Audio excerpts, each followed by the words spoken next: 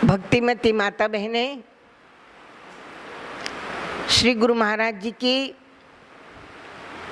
अति असीम कृपा दया से आज गंगा दशहरा निमित्त फर्रुखाबाद आश्रम में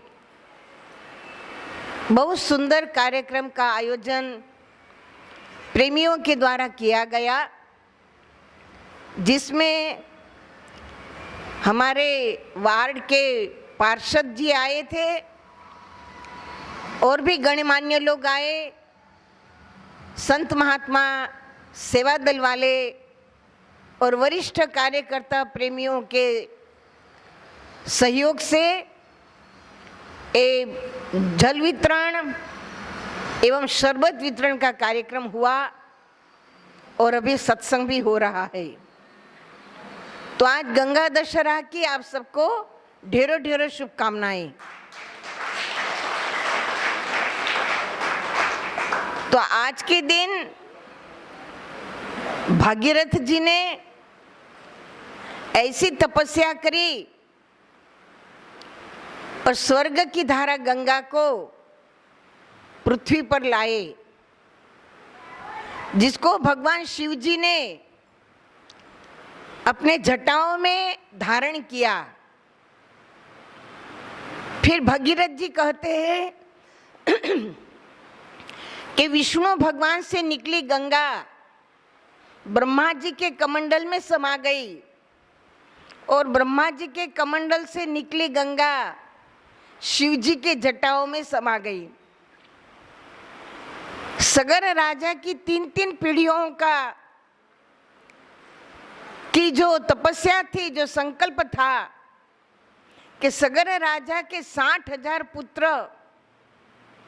कपिल भगवान की क्रोधाग्नि में जल गए थे, उनका उद्धार पावन पवित्र गंगा जी जो स्वर्ग की धारा है वो पृथ्वी पर आएगी और उनका स्पर्श उन 60,000 पितरों को होगा, तब उनकी मुक्ति होगी। और इसलिए सगर राजा के पुत्र अंशुमान के पुत्र राजा दिलीप और राजा दिलीप के पुत्र भागीरथ, तीन तीन पीढ़ियों ने तपस्या करी और तब भगीरथ जी को नारद जी कहते हैं कि हे भागीरथ, चाहे तुम्हारी 10-10 पीढ़ियां तपस्या करके खप जाए, परंतु गंगा धरती पर आने वाली नहीं है। तो पूछा कैसे, क्यों नहीं आएगी? तो कहा कि गंगा अभी ब्रह्मा जी के कमंडल में है, जब ब्रह्मा जी आज्ञा देंगे तब वो बाहर आ सकती है। तो भगीरथ जी ने ब्रह्मा जी की तपस्या करके उन्हें प्रसन्न किया और जब गंगा को कहा कि जाओ तुम पृथ्वी पर धरती को शस्य श्यामला बनाओ, जीवों के कल्याण हेतु सगर राजा के 60,000 पुत्र जो दक्ष प्रजापति के पुत्र थे, जिनको नारद जी ने आध्यात्मिक ज्ञान गूढ़ सत्संग सुनाकर बैरागी बनाया था, तो दक्ष प्रजापति ने उनको श्राप दिया कि भले मैंने आपको प्रजोत्पत्ति के लिए उत्पन्न किया और आप बैरागी बन गए हो तो आपकी मुक्ति नहीं होगी, लेकिन अभी उनकी मुक्ति का समय आया। नारद जी को भी दक्ष प्रजापति जी ने श्राप दिया कि तुम कहीं एक जगह टिक कर नहीं रहोगे। तो नारद जी ने उनका श्राप स्वीकार किया कि साधु के लिए तो ये सही बात है कि पानी बहता भला और साधु चलता भला, चरंती चरंती, चलता ही रहे साधु, चलता रही मुद मंगलमय संत समाजो और जो जग जंगम तीर्थ राजू।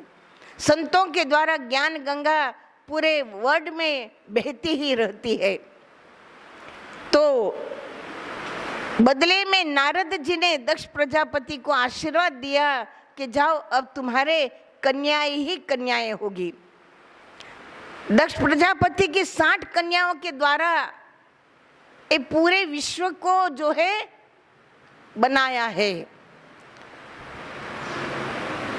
तो 60,000 पुत्र जो थे सगर राजा के यहाँ जन्मे और अभी उनका उद्धार होना था। 3-3 पीढ़ियों ने तपस्या करी और तब ब्रह्मा जी ने कहा कि गंगा जी पृथ्वी पर तो आएगी, लेकिन उनका वेग इतना होगा कि वो धरती फाड़ के पाताल में चली जाएगी। तो पृथ्वी पर ऐसा कोई हो जो उस धारा को कंटेन कर सके, झेल सके। तो कहा कि ऐसा कौन है? तो शिव जी की तपस्या करी। शिव जी ने उस गंगा की धारा को झेलने के लिए हाँ कहा। अपने जटा फैला करके हरिद्वार में शिव जी तैयार हो गए और भागीरथ ने बड़े प्रेम के साथ गंगा जी का आवाहन किया कि हे गंगे, ब्रह्मा जी की आज्ञा पाकर शिव जी का मान रखने, हमारे पूर्वजों का उद्धार करने, मृत्यु लोक के मानवियों के कल्याण के लिए, धरती शस्य श्यामला के लिए, हे गंगे मैया आप पधारो। इस तरह से नाना प्रकार से विनय अनुनय करके आवाहन किया और तब गंगा जी स्वर्ग की धारा पृथ्वी पर आई तो शिव जी ने अपने जटाओं में समेट लिया। तो भागीरथ जी कहते मेरा तो उद्देश्य सफल नहीं हुआ। और तब शिव जी को प्रार्थना किया, उन्होंने एक लट खोली और गंगा जी वहाँ से प्रकट हुई। उस गंगा जी को नाम दिया गया जटा शंकर।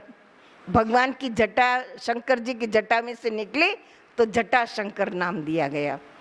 और फिर भगवान ने कहा और गंगा जी ने भी कहा कि हे भागीरथ, आप शंख बजाते बजाते आगे चलिए, जहां तक गंगा जी को ले जाना है ले जाइए, आपके पीछे पीछे गंगा जी आएगी। तो सोचिए वो आज का ही दिन था, गंगा दशहरा का दिन था जो स्वर्ग की धारा पृथ्वी पर आई थी। और हरिद्वार से कलकत्ता तक भागीरथ गंगा जी को ले गई।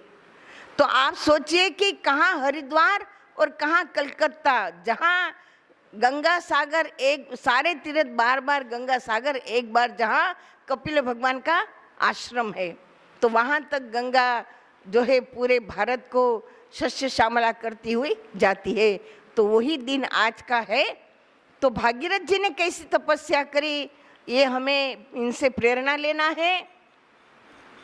और हमारे पूरे भारतवर्ष में श्रीमद् भागवत भी होता है और आज तो लोग गंगा जी में खूब नहाने भी जाते हैं। तो मुझे एक बात याद आती है कि जैसे श्रीमद् भागवत में एक प्रसंग आया, भागवत का 5वां दिन था। शुकदेव जी राजा परीक्षित को श्रीमद् भागवत की कथा सुना नहीं रहे थे, उसका ज्ञान दे रहे थे। सुनना सुनाना अलग बात है और ज्ञान लेकर उसका निधिध्यासन कर जीवन को अपना कल्याण करना ये अलग बात है। तो शुकदेव जी परीक्षित को समझा रहे थे भागवत का मर्म और परीक्षित उसको हृदयंगम कर रहे थे, निधिध्यासन कर रहे थे। तो 5वें दिन शुकदेव जी परीक्षित की परीक्षा करते हैं कि हे परीक्षित, 4 दिन हो गए, आज 5वां दिन है, आपने अन्न जल ग्रहण नहीं किया, थोड़ा अन्न जल ग्रहण कर लो। तो परीक्षित कहते हैं कि हे गुरु महाराज जी, आपके मुखारविंद से जो अमृतमय ज्ञान गंगा बह रही है उससे मैं इतना तृप्त हूं कि जिस भूख प्यास ने मुझे सताया और शमीक ऋषि के गले में मैंने मरा हुआ सर्प डाला तो मुझे श्राप मिला कि आज से 7वें दिन जिंदा तक्षक मुझे काटेगा और मेरी मृत्यु होगी।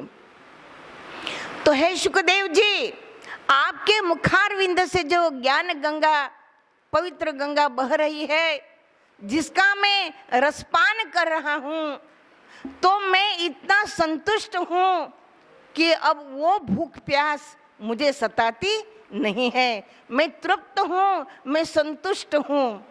आप तो ज्ञान गंगा बहाइए, सत्संग सुनाइए, कथामृत का मुझे पान कराइए, मुझे संतुष्टि मिल रही है, तृप्ति मिल रही है और मैं निर्भय हो गया।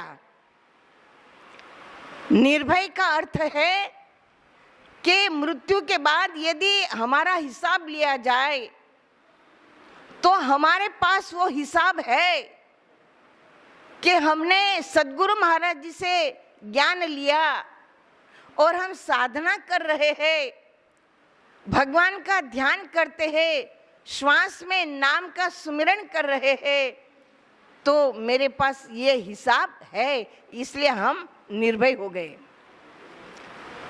तो इस तरह से कथा कैसी सुननी चाहिए ये यहाँ समझाया है कि सत्संग के मर्म को किस तरह से समझना चाहिए। जैसे युधिष्ठिर महाराज ने सत्संग सुना, राजा जनक ने सुना, हनुमान जी ने सुना,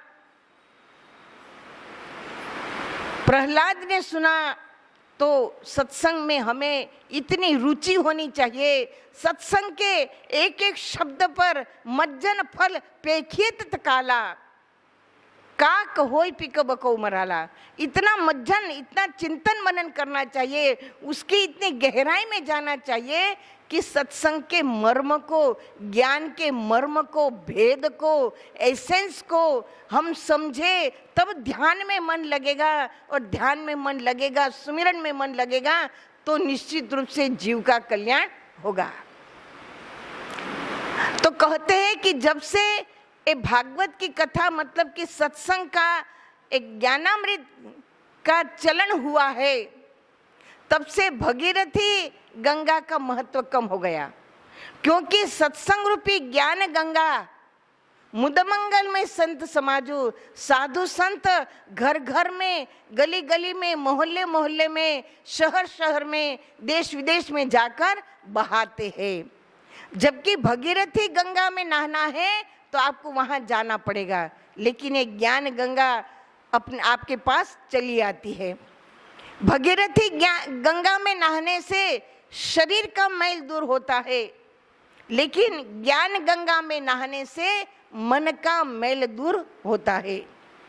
इसलिए इस सत्संग रूपी ज्ञान गंगा का महत्व बहुत शास्त्रों में अधिक गहराई से इसका वर्णन है। जब ज्ञानी ऋषि मुनि आपस में मिलते हैं तो वे इसी विषय पर चर्चा करते हैं। जैसे एक बार नैमिषारण्य में शौनकादिक ऐसा ब्रह्म यज्ञ कर रहे थे जहां सूत जी पधारते हैं, तो सभी शौनकादिकों ने उठकर उनका स्वागत किया है, प्रणाम किया, नंदन अभिनंदन किया, आसन दिया है। और शौनकादिकों ने उन्हें आत्म कल्याणकारी प्रश्न पूछे हैं, जिसमें एक प्रश्न है कि शास्त्रों का सार क्या है। शास्त्रों का सार क्या है? भाई 4 वेद, 6 शास्त्र, 18 पुराण, 64 गीता, रामायण, भागवत, तो ये सभी शास्त्र है, इनका सार क्या है? तो उत्तर में कहा कि राम रसायन तुम्हारे पासा, सदा रहो रघुपति के दासा। तो राम रसायन, रसायन क्या है? तो 4 वस्तु का मेल, इसे रसायन कहा। जैसे हमें हलवा बनाना है तो उसमें आटा, घी, शक्कर और पानी, ये 4 चीज लगती है। तो इसी तरह से जो 4 क्रिया का ज्ञान है ये रसायन है। शास्त्रों का सार आत्मज्ञान है। आत्मज्ञान जानने के लिए ही शास्त्रों में ऋषि मुनियों ने अपना अनुभव लिखा है। जितने भी शास्त्र बने हैं ये ऋषि मुनियों ने अपने अंतर जगत में आत्मज्ञान का अनुभव किया, आत्मा को अंदर पढ़ा, जो पढ़ा वो लिखा। 4 वेद, 6 शास्त्र, 18 पुराण 64 गीता में ये उन्होंने अपना आत्मज्ञान का अनुभव लिखा। जैसे भजन में आप गाते हो कि अचरज देखा भारी साधो, अचरज देखा भारी, कि बिन भूमि का महल बना है तामे ज्योत उजारी रे, और अंधा देख देख सुख पावे बात बतावे सारी रे। तो ये एक जिन ज्ञानियों ने सदगुरु द्वारा उपदेश लेकर भजन किया और अंतर जगत में जो अनुभव किया उसको उन्होंने लिखा। तो जो पहले पढ़ा, अनुभव किया, पढ़ा, वो समाज के लिए लिखा। तो हमारे ऋषि मुनि पढ़े लिखे थे। कैसे थे? पढ़े लिखे। लेकिन आज का समाज कैसा है? जो लिखा हुआ है उसी को पढ़कर सुनाता है ना? जो लिखा हुआ है, भजन भी जैसे मीराबाई ने भजन गाया कि पायो जी मैंने नाम रतन धन पायो, वस्तु अमौलिक दी मेरे सतगुरु, करी कृपा अपनायो। पायो जी मैंने नाम रतन धन पायो। तो गुरु महाराज जी ने नाम रूपी रत्न धन दिया मुझे अपना कर। और कैसा है? तो खर्च न खूटे, चोर न लूटे, दिन दिन बढ़त सवायो, पायो जी मैंने नाम रतन धन पायो। तो वो नाम की महिमा मीरा ने संत रविदास सदगुरु द्वारा उपदेश लेकर भजन साधना कर अपने अंदर जो अनुभव किया उसको लिखा। तो इस लिखे हुए को कई बड़े बड़े कलाकार इस भजन को गाते हैं। तो वो कलाकार कैसे हो गए? लिखे पढ़े, लिखे हुए को पढ़ रहे हैं, लेकिन उन्होंने अपने अंतर जगत में तो पढ़ा ही नहीं, अनुभव तो किया ही नहीं।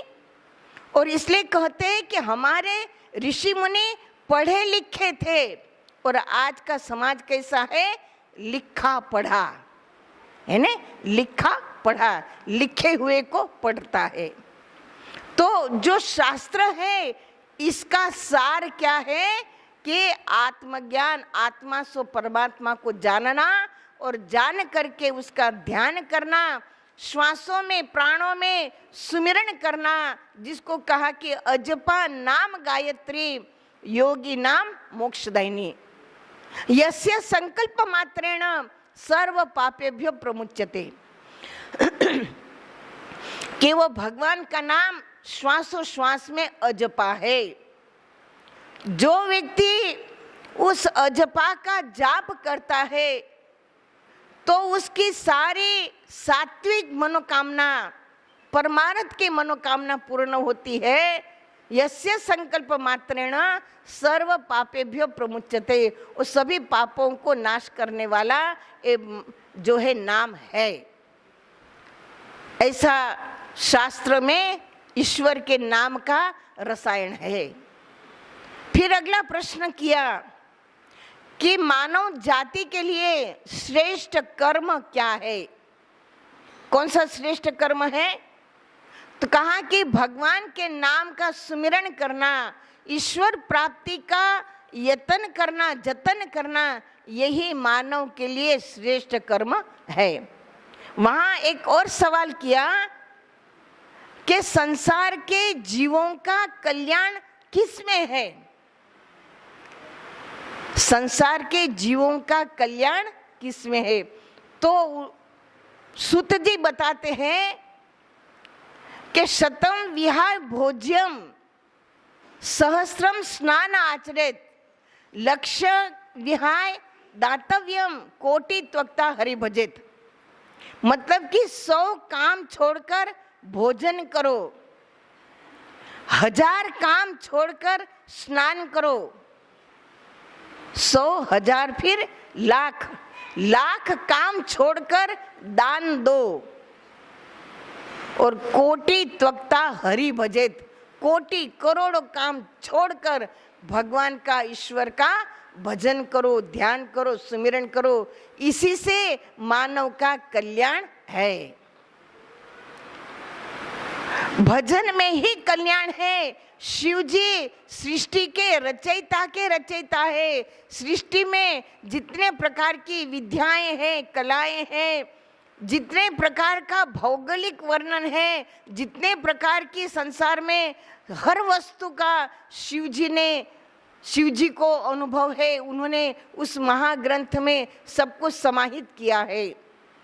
और इतना सब कुछ जानते हुए समझते हुए भी शिव जी ने पार्वती जी को निमित्त बनाकर हम सबको समझाया कि उमा कहूँ मैं अनुभव अपना, सत हरि भजन और जगत सब सपना।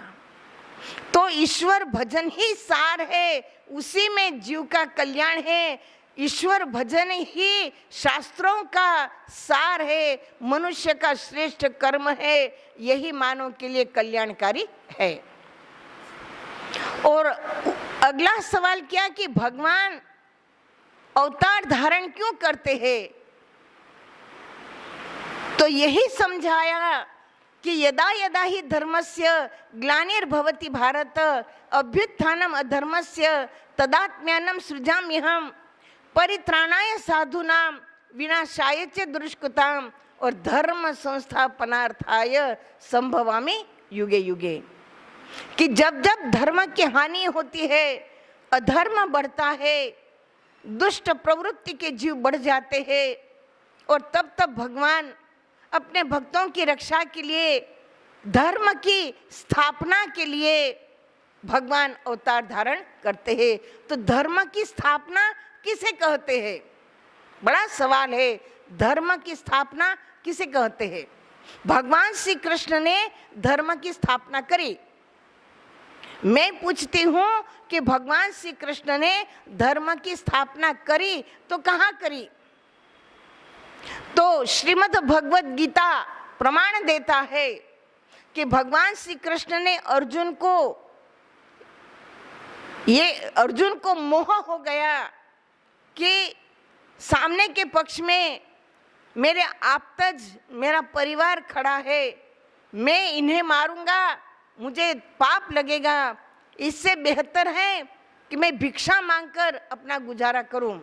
और उस समय भगवान श्री कृष्ण ने अर्जुन को नाना प्रकार से सत्संग सुनाया, समझाया, फिर भी अर्जुन का मन शांत नहीं हुआ।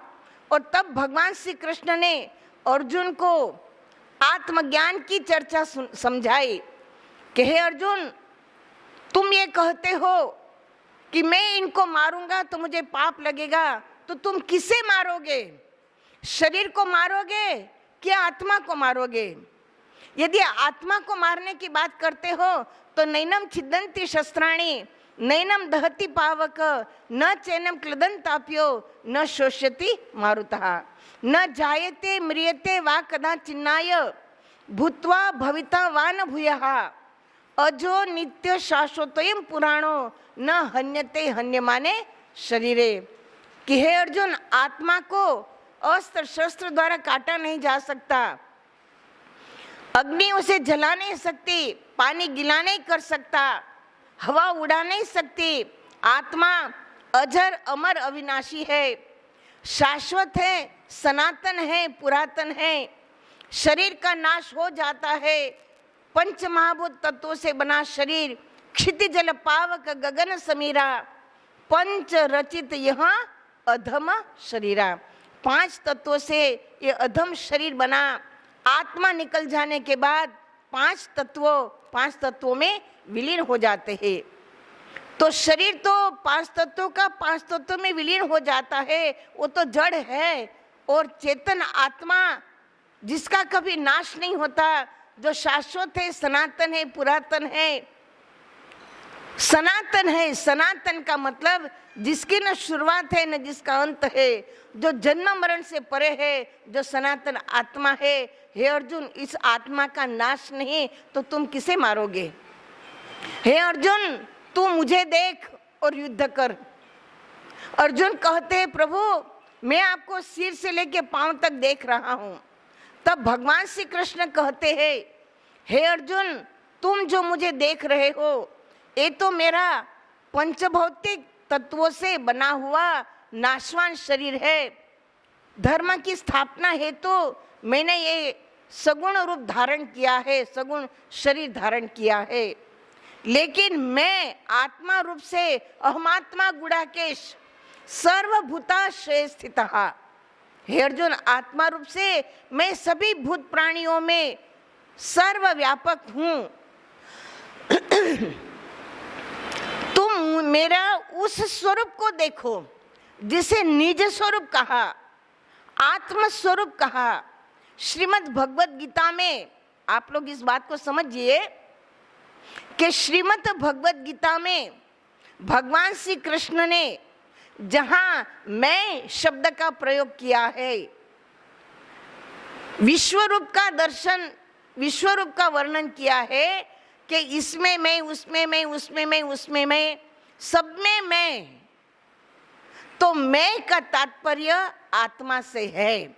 हे अर्जुन, तुम मुझे देखो, मुझे का मतलब है आत्मा को देखो। तो अर्जुन कहता है उसे कैसे देखूं? तो भगवान कृष्ण ने कहा कि तत्विधि प्रणिपातेन परिप्रश्नेन सेवया उपदेश्यन्ति ते ज्ञानम ज्ञानिनस् तत्वदर्शिनः। कि कोई ऐसे तत्वदर्शी, तत्वदर्शी का मतलब है कि जिन्होंने आत्म तत्व का दर्शन किया हो और आए हुए जिज्ञासु को करा सके, इनको तत्वदर्शी कहते हैं। तो ऐसे तत्वदर्शी की शरण में जाओ, मन वचन कर्म से उनकी सेवा करो और परिप्रश्ने न उनको प्रश्न पूछो, आत्मज्ञान को जानने के विषय में प्रश्न पूछो। तो अर्जुन कहते अभी कुरुक्षेत्र के मैदान में ऐसे तत्वदर्शी सद्गुरु की खोज करने में कहाँ जाऊं? आपने जिस तत्व की बात करी है, मैं आप ही की शरण में हूं, आप ही मुझे उस तत्व का दर्शन कराइए जिसकी आप चर्चा कर रहे हो। तो भगवान कृष्ण कहते हैं, हे अर्जुन, उस आत्म तत्व को देखने के लिए न तुमाम शक्य से द्रष्टुम मननैव स्वचक्षुषा दिव्यम ददामि ते चक्षु पश्चिमे योगमेश्वरम। हे अर्जुन, इन दो चर्म चक्षु द्वारा तुम मेरे उस आत्म स्वरूप को, जो निर्गुण है, निराकार है, प्रकाश रूप है, जहाँ सूर्य चंद्र अग्नि बिजली का प्रकाश नहीं पहुंच सकता, जहाँ मेरा अपना स्वयं प्रकाश है, उसे देखने के लिए दिव्यम ददामि ते चक्षु मैं तुम्हारा दिव्य चक्षु खोलता हूँ। खोलता हूँ तो मतलब कि वो दिव्य चक्षु सबके पास है, जिसको 10वां द्वार कहते हैं, जहाँ शिव नेत्र है, जहाँ आज्ञा चक्र है, जो भ्रुकुटी के मध्य में, नासिका के अग्रभाग में, जहाँ सभी लोग बिंदी लगाते हैं, ये भगवान को मिलने की बैठक है। यहाँ ध्यान करने से ईश्वर, जो आत्मा स्व परमात्मा, जो ज्योति स्वरूप है, निर्गुण है, निराकार है, उसी सत्ता से आंख देखती है, कान सुनते हैं, मुंह बोलता है, नाक श्वास लेता है, हाथ काम करते हैं, पैर काम करते हैं, दिमाग सोचता है, शरीर की सभी इंद्रियां उसी आत्म शक्ति से फंक्शन करती है। उस स्वरूप को हे अर्जुन दिव्य चक्षु द्वारा तुम देख सकते हो। और तब अर्जुन भगवान श्री कृष्ण के शरणागत हो गए, टोटल समर्पित हो गए। और तब भगवान श्री कृष्ण ने अर्जुन का दिव्य नेत्र, तीसरा नेत्र खोला। दिव्यम ददामि ते चक्षु पश्चिमे योग में श्वरम, योग द्वारा मेरे उस ऐश्वर्य को देख। भगवान कृष्ण ने अर्जुन का तीसरा नेत्र खोला। अर्जुन ने योग साधा और योग द्वारा भगवान के विराट स्वरूप का दर्शन किया। विराट यानी व्यापक, ईश्वर सर्वव्यापक है। God is omnipresent. सर्वव्यापकता का अर्जुन ने अपने हृदय में, भ्रुकुटी के मध्य में दर्शन किया।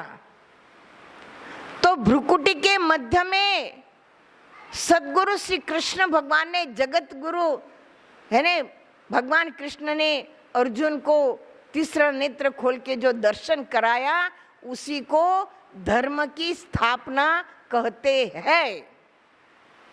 समझे? मैंने कहा ना कि धर्म की स्थापना किसे कहते हैं। तो भ्रुकुटी के मध्य में तीसरा नेत्र खोलकर आत्म ज्योति का दर्शन करना, यही धर्म की स्थापना है। आत्मा का दर्शन ही धर्म है, और इसका दर्शन जो करा दे तो स्थापना हो गई। तो यही स्थापना भगवान श्री कृष्ण ने अर्जुन के हृदय में करी। हृदय आकाश है ना, ये हृदय आकाश है भ्रुकुटी के मध्य में, और वहां दिव्य चक्षु द्वारा अर्जुन ने भगवान का विराट स्वरूप का दर्शन किया। ये प्रत्यक्ष प्रमाण है। और उस दर्शन के बाद ही अर्जुन का मोह नष्ट हुआ, और अर्जुन कहते हैं कि हे भगवान, मैंने आपको भूल से अपना रिश्तेदार माना। कई बार मैंने आपके साथ हास्य विनोद किया, अपमान किया, तो मैं आपको जान नहीं पाया था, लेकिन अब मैं आपको समझ गया। हे प्रभु, आप तो देवों के देव हो, ईश्वरों के ईश्वर हो, प्रकाश के प्रकाशक हो, वरदायक वरदान हो, आप सर्वेश्वर हो। मैं आपकी शरणागत हूँ और आप मेरा उद्धार करो। तो इस तरह से जब अर्जुन ने अपने अंदर उस आत्मा सो परमात्मा का ज्योति स्वरूप का दर्शन किया, ये शास्त्र में प्रमाण दिया है। इसी को धर्म की स्थापना कहते हैं। और ऐसा ही ज्ञान श्री सुखदेव जी ने राजा परीक्षित को कराया था। यही प्रश्न आगे शौनकादिकों ने सूत जी से पूछा है कि परीक्षित की मुक्ति कैसे हुई, उनको श्राप क्यों मिला और मुक्ति कैसे हुई। तो श्राप क्यों मिला ये तो आप सब जानते हो कि परीक्षित ने जरासंध को भीम ने मारा, तो उस समय जरासंध ने जो मुकुट पहना था वो अधर्म के धन से, चोरी के धन से बनाया गया था। तो अधर्म के चोरी के धन से जो बनाया उसमें कली का वास होता है। और वो मुकुट परीक्षित ने अनजाने में पहना था, और उसी का ये प्रभाव रहा कि कली ने उसे स्पर्श किया। क्योंकि उस मुकुट को पहनकर वो जब शिकार करने गए और शिकार करके जब आ रहे थे, तो रास्ते में उन्होंने ये दृश्य देखा कि काला कलूटा पुरुष 3 पैर के लंगड़े बैल को पीट रहा था, और पृथ्वी रूपी गाय रो रही थी, क्रंदन कर रही थी, दुखी हो रही थी। तो परीक्षित कहते हैं कि मेरे राज्य में ऐसा दृश्य तो मैंने कभी नहीं देखा जो आज देख रहा हूं। तो पूछा कि भाई तुम कौन हो। तो पृथ्वी रूपी गाय कहती है कि महाराज, मैं पृथ्वी रूपी गाय हूं। ये जो बैल है 3 पांव से लंगड़ा है, ये धर्म का प्रतीक है। बैल को धर्म का प्रतीक माना है। और इसीलिए भगवान शिव जी जब पार्वती जी से विवाह करने जाते हैं तो बैल पर बैठ के गए थे, धर्म पर बैठकर गए थे। तो बैल के धर्म के 3 अंग पहले ही कट चुके हैं। सतयुग में एक चरण कटा, त्रेता में दूसरा चरण, त्रेता में तीसरा चरण, एक चरण धर्म का रहा है। उसे भी एक काला कलूटा पुरुष काटने जा रहा है। जब धर्म नहीं रहेगा तो पृथ्वी पर भार बढ़ेगा।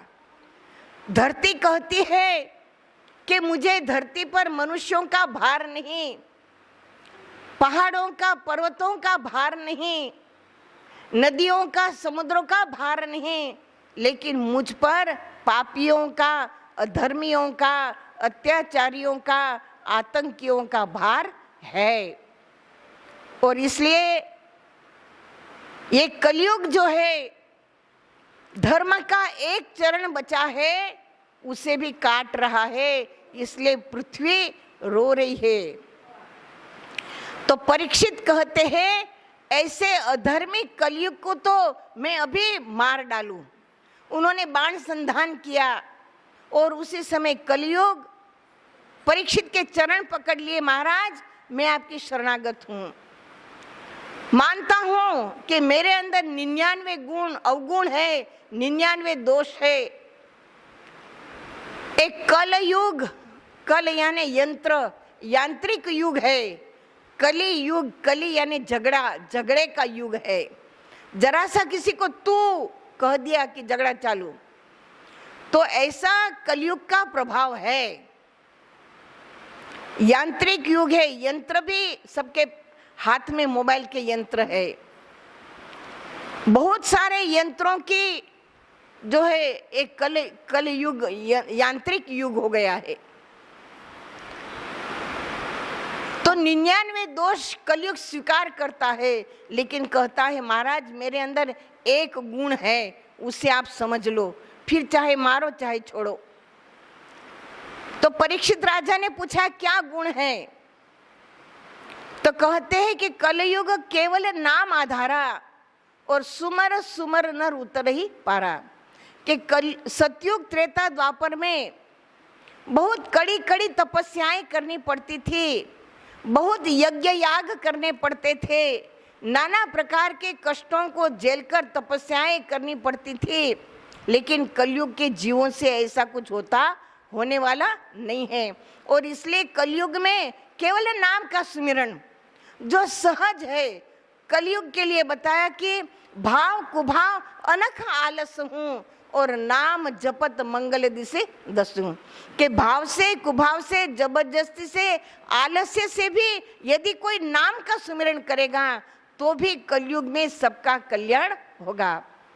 बताया कि कलयुग समय युग आन नहीं जो नर कर विश्वास। कि कलयुग के समान कोई अच्छा युग नहीं, अगर कोई विश्वास करे तो। क्यों अच्छा है? क्योंकि इसमें केवल नाम की महिमा है। जो व्यक्ति श्वासोश्वास में नाम का सुमिरन करेगा तो कलयुग में उसका कल्याण होगा। एकदम सरल भक्ति। उठत बैठत सोवत जागत नाम, कहे नानक सिद्ध भय तिनके काम। कि ये नाम का सुमिरन तो उठते बैठते सोते जागते किसी भी तरह करो तो भी जीव का सारे काम सिद्ध होंगे।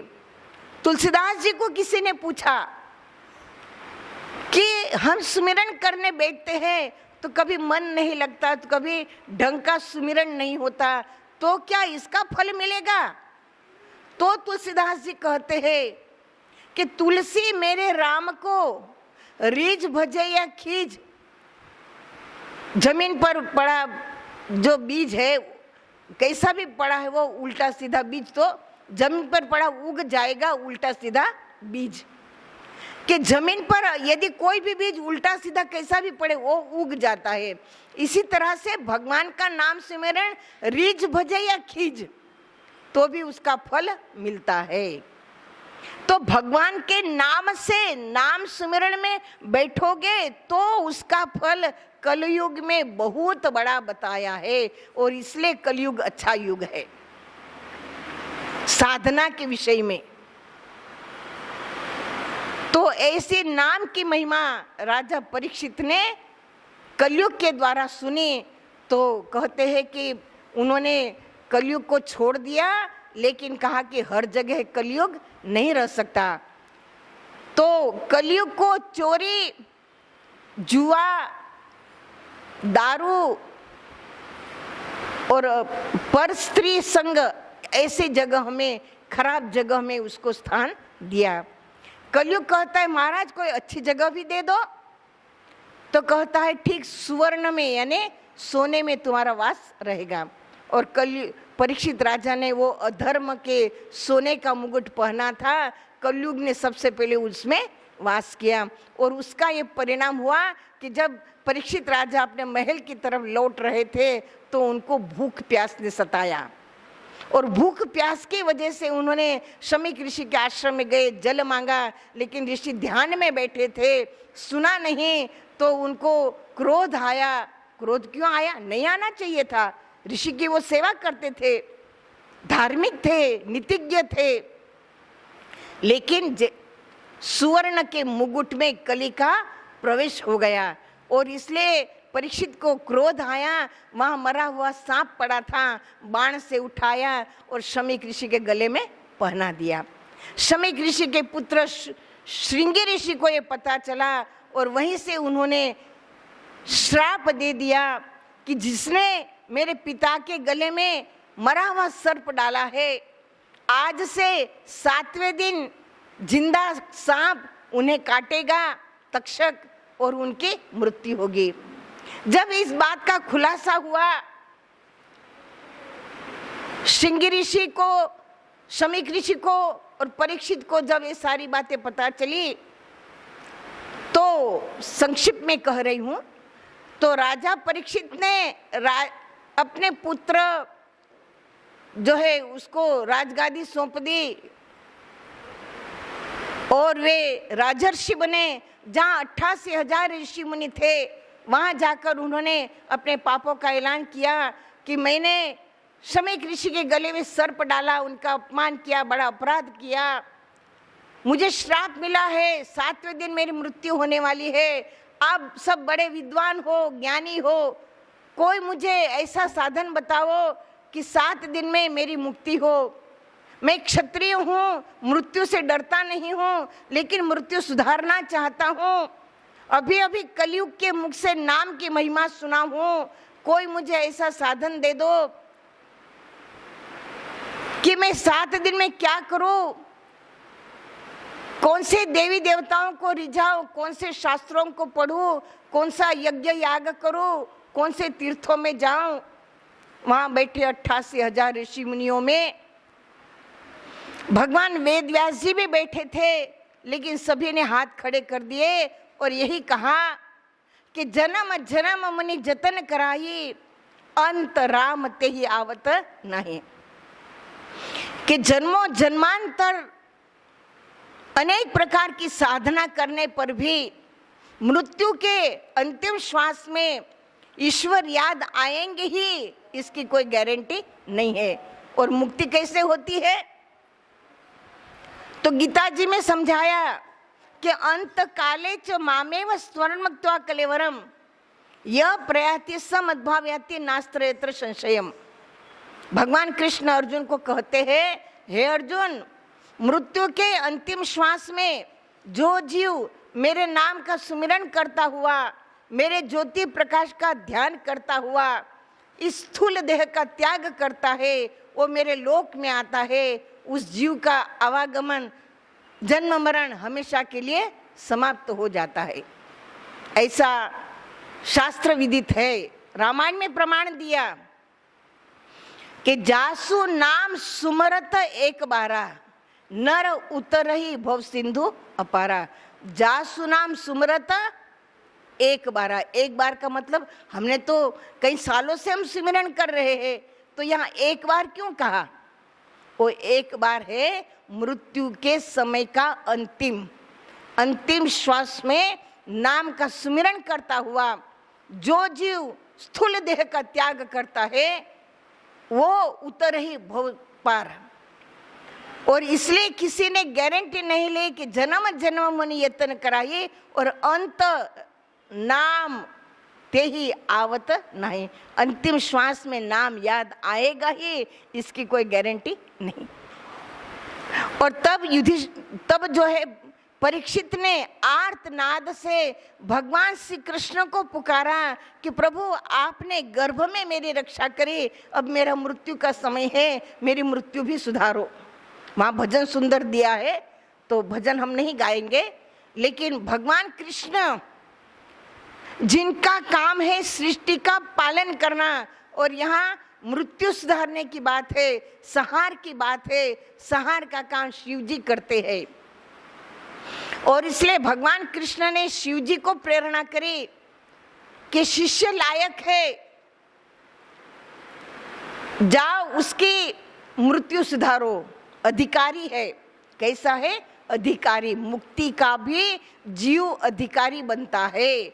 उसकी कर्म द्वारा, उसके साधना द्वारा वो अधिकारी बनता है, तब जीव ऐसे जीवों के ऊपर कृपा करते हैं।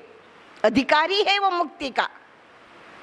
और तब शिव जी का अंश श्री सुखदेव जी नारद जी की प्रेरणा से वहां आते हैं, तत्काल आते हैं, और उनके आते ही चारों दिशाओं में प्रकाश फैल गया। सबने उनका खड़े होकर प्रणाम कर स्वागत किया, सुंदर आसन दिया। राजा परीक्षित साष्टांग दंडवत प्रणाम करके समर्पित हो गए। कहने लगे, महाराज मैं मृत्यु शैया पर हूँ, 7 दिन में मेरी मृत्यु होने वाली है, आप मेरी मृत्यु को सुधारे, मैं आपकी शरणागत हूँ। और तब सुखदेव जी परीक्षित को कहते हैं, परीक्षित जो समय बीत गया उसकी चिंता न करो, उसको याद न करो, आने वाले समय की भी चिंता छोड़ो, जो वर्तमान है इसे सुधारना है। मैं तुम्हें भागवत ज्ञान देता हूं।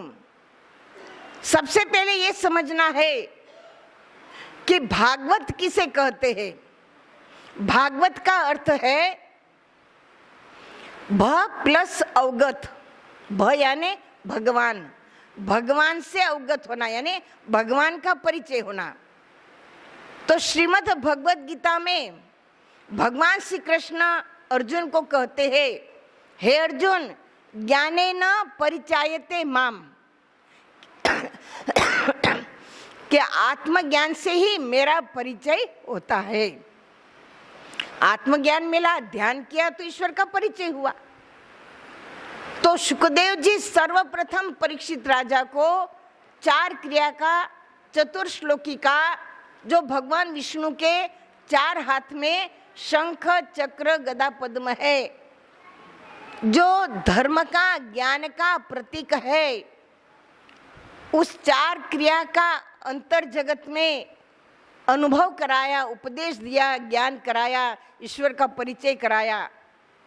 भ्रुकुट के मध्य में प्रकाश दिखाया, अनहद सुनवाया, खेचरी मुद्रा द्वारा अमृत का पान कराया, श्वासोश्वास में नाम सुमिरन की विधि बताई। और फिर कहा कि हे परीक्षित, तुम अपने मन को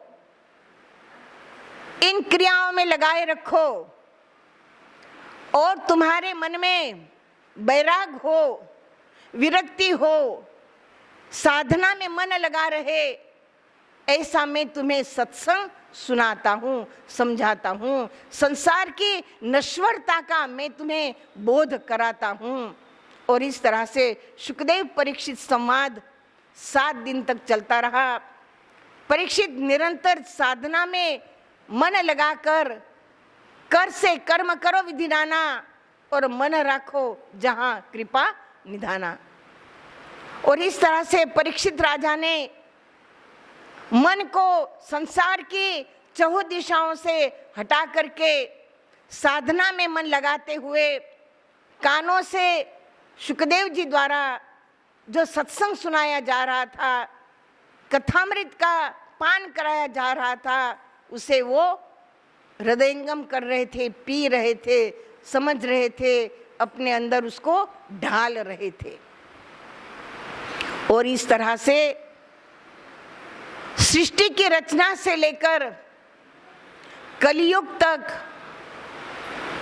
राजा परीक्षित तक, जितने भी वंशावलियों में जो जो भक्त जन्मे, जिन्होंने जैसी साधना करी, जिनके लिए भगवान को अवतार धारण करके आना पड़ा, ऐसे भक्तों की प्रेरणादायी सत्संग सुनाया, कथा सुनाई, उनको उनके हृदय को ध्यान में लगाने के लिए उनके उदाहरण दिए।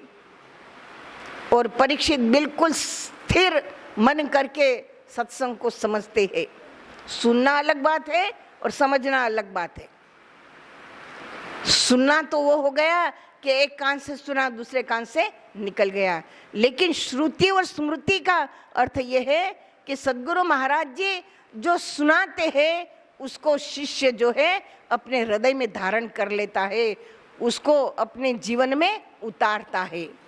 इसको कहते स्मृति, याद कर लिया, समझ लिया। जो समझ लिया वो दिमाग से जाता नहीं है। तो परीक्षित एक एक शब्द को हृदयंगम करते हैं, अपने प्राणों में उतारते हैं। और इस तरह से 6 दिन बीत गए, 7वां दिन सूर्यास्त होने वाला था।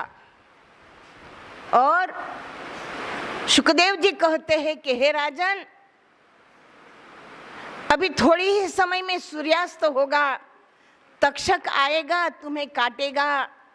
मैं ये दृश्य देखना नहीं चाहता, और यदि मैं यहाँ उपस्थित रहा और तक्षक पर मेरी नजर पड़ी तो तक्षक मर जाएगा, और ऋषि का श्राप भी मिथ्या नहीं हो सकता। और ये जो प्रसंग घटित होने वाला है, ये प्रसंग आने वाले समय में समाज के लिए कल्याणकारी है, उपदेशक है, प्रेरणादायक है। ये संसार में ये प्रसंग जाना चाहिए। और इसलिए हे शुकदेव, मैं यहाँ से जाऊंगा। शुकदेव जी कहते हैं परीक्षित, मैं अब यहाँ से जाऊंगा, बोलो अब तुम्हारी क्या इच्छा है। और तब परीक्षित राजा कहते, महाराज आपने मुझे ज्ञानोपदेश दिया, आपने मेरा मन विरक्त बैरागी बनाया, मैं निर्भय हो गया, मुझे कोई चिंता नहीं है। मैं आपके चरणों की पूजा करके आपको गुरु दक्षिणा देना चाहता हूँ। और गुरु दक्षिणा के लिए वहाँ फल फ्रूट लाया गया था, उसी फल में तक्षक छुप गया था। तो राजा परीक्षित ने गुरु महाराज जी के चरणों की मन वचन कर्म से सेवा करी, नाना प्रकार से उनका आभार नंदन अभिनंदन किया कि कोई शब्द नहीं है कि मैं आपका किस तरह से आभार प्रकट करूं, क्योंकि आपने मुझे मुक्तिदायक ज्ञान दिया। कितनी बड़ी बात है, आपने मुझे मुक्तिदायक ज्ञान दिया। और फल फ्रूट गुरु दक्षिणा में जो भी उस समय की जो प्रथा थी दिया, और कहा कि हे गुरु महाराज जी, जाते जाते आप मेरे मस्तक पर वरद हस्त रखे। वरद हस्त रखे मतलब कि जाते जाते प्रकाश की क्रिया करा दे। और शुकदेव जी ने जाते जाते परीक्षित को ध्यान में बैठाया, प्रकाश की क्रिया में बैठाया, और परीक्षित राजा ध्यान में लीन हो गए। शुकदेव जी वहां से प्रस्थान कर गए, और परीक्षित ने शब्द सूरती लगाई के, मुखते कछु ना बोल, बाहर के पट दे के अंदर के पट खोल। वे अंतर जगत में चले गए, मन बुद्धि को स्थिर करके अपने प्राणों को उन्होंने ब्रह्म रंध्र में रोक लिए। समाधि अवस्था हो गई। फल में से तक्षक बाहर निकला, परीक्षित के सीधे पैर के अंगूठे को काटा, और उनका शरीर वहीं पर जल के राख हो गया। लेकिन उस समय परीक्षित जो है समाधि अवस्था में थे, और उनके ब्रह्मरंध्र से जो है प्रकाश निकला, और ईश्वर की ज्योति में ज्योति समा गई। और इस तरह से परीक्षित की मुक्ति हुई। मतलब कि मृत्यु के अंतिम श्वास में राजा परीक्षित का मन निश्चय पूर्वक आत्म ज्योति में ध्यान में ही लगा था। यही मुक्ति का कारण है। वहां बैठे 88,000 ऋषि मुनियों ने ये प्रमाण दिया कि हमने अपनी आंखों से परीक्षित की मुक्ति को देखा। तो सज्जनों, जैसी मुक्ति राजा परीक्षित की हुई, मुक्ति कैसे हुई? तो सद्गुरु महाराज जी ने ज्ञान दिया और साधना किया, और अंतिम श्वास में भी साधना किया। तो जैसा ज्ञान शुकदेव जी ने दिया, जैसी साधना परीक्षित ने करी, और जैसी मुक्ति परीक्षित की हुई, वैसा ज्ञान हमें मिले, वैसी साधना हम करें, वैसी मुक्ति हमें मिले, ये प्रेरणा लेने हेतु तो श्रीमद् भागवत की कथा पूरे भारतवर्ष में कोने कोने में होती है। लेकिन सज्जनों, थोड़ा समझने का प्रयास करो कि सुनाने वाले सुनाते क्या है और सुनने वाले सुनते क्या है। जबकि सुनाना क्या चाहिए और सुनना क्या चाहिए, क्या समझना चाहिए। तो हमने जो आपको सारगर्भित सार समझाया है कि सुखदेव जी ने राजा परीक्षित को आत्मा का ज्ञान दिया और तब सुखदेव परीक्षित ने अभ्यास किया। 7 दिन निरंतर अन्न जल का त्याग करके मन वचन कर्म से मन को लगा करके संसार की चहु दिशाओं से मन को हटा करके जब साधना किया तो परीक्षित को मुक्ति मिली। ये भागवत का सार है, यही रसायन है, यही मानव जीवन का श्रेष्ठ कर्म है। इसीलिए भगवान अवतार धारण करते हैं, यही मानव जीवन का सच्चा उद्देश्य है।